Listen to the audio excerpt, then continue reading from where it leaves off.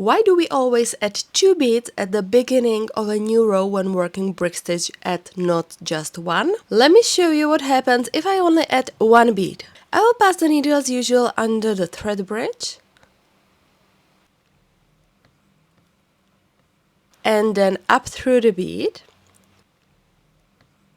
pull tight, and look what happens. See this? There's a visible thread on the side. Most of us don't want it. We prefer the edges to look clean, with no threads showing. So let's take a step back. To avoid a visible thread, we simply add 2 beads instead of 1.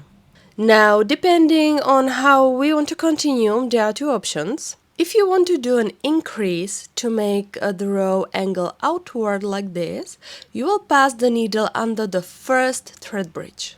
But if you want to do a decrease to narrow the row, you will pass the needle under the second thread bridge. I will continue with the increase.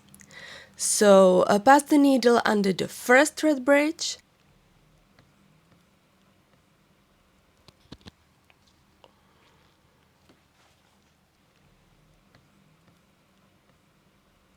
and then back up through the second bead.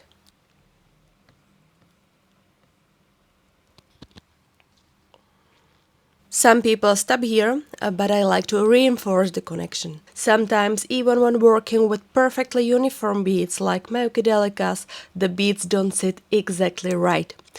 So I always do this extra step. I pass the needle down through the outermost bead,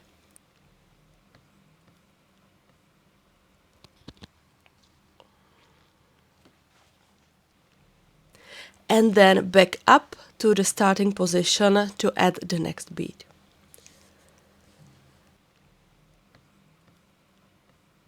And there you have it, no visible threads on the side and a neat, clean edge.